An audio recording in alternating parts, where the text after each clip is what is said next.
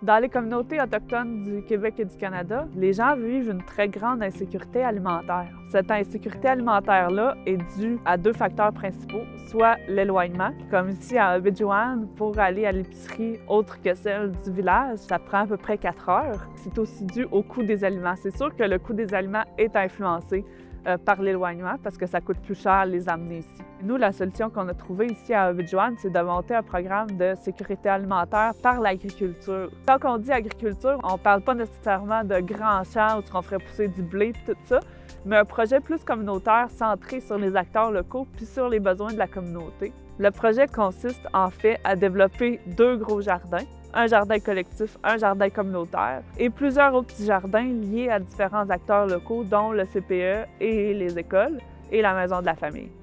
J'ai fini mes études universitaires, donc là, je suis venue ici à Obidjouan, puis je me suis rendu compte qu'il n'y avait pas grand-chose au niveau des jardins, on cultivait pas. Puis j'ai été approchée aussi par une nutritionniste au centre de santé qui, elle, dans le fond, avait travaillé sur des programmes de sécurité alimentaire, puis on essaie de mettre en place là, le jardin ici à Obidjouan. Mon rôle dans ce projet-là, c'est d'accompagner la communauté dans leur implantation de jardin, c'est-à-dire de les outiller en techniques de culture, de faire des formations, mais aussi de les accompagner pour la gestion de projet. Je fais aussi des ateliers de cuisine avec les enfants, avec les personnes aînées, avec les adultes, pour leur faire découvrir des aliments, pour les habituer à cuisiner aussi, à s'approprier les aliments plus frais. Manger des légumes, c'est des saines habitudes alimentaires, puis c'est ce qu'on désire aussi mettre en place. Puis c'est le fun aussi de récolter des légumes, de manger des légumes que toi-même t'as produits, que t'as suivis, donc ça c'est merveilleux.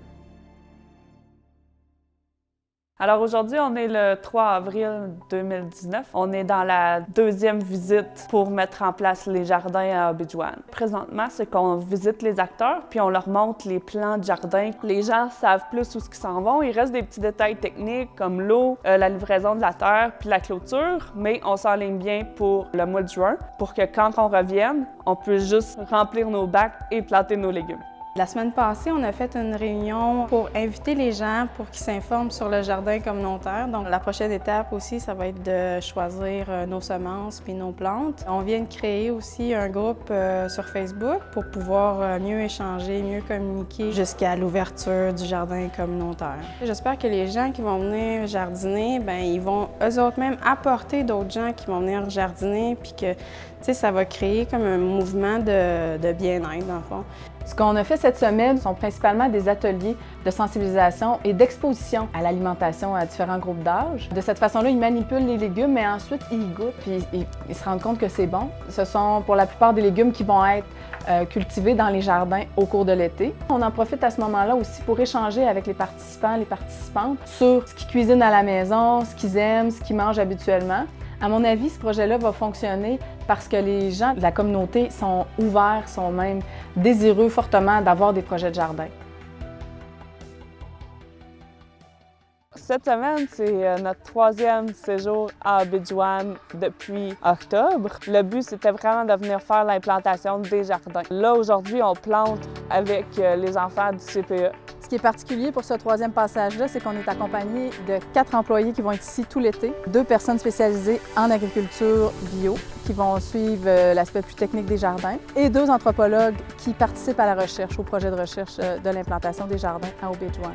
On travaille beaucoup sur le transfert vers nos étudiants. Fait que notre but, c'est qu'ils sachent quoi faire quand on va être parti. C'est quand même bien amorcé. Je suis vraiment contente de la collaboration qu'on est en train de bâtir avec Obidjouan. Durant le cours de la dernière semaine, on est venu planter avec les femmes et les enfants du refuge, qui était une activité vraiment le fun. On a pu créer des liens avec ces femmes-là, puisque nous, on va être là tout l'été. Ils sont venus, ils ont planté tous les tomates. Fait que ça a été une soirée de partage de connaissances, de liens avec ces gens-là.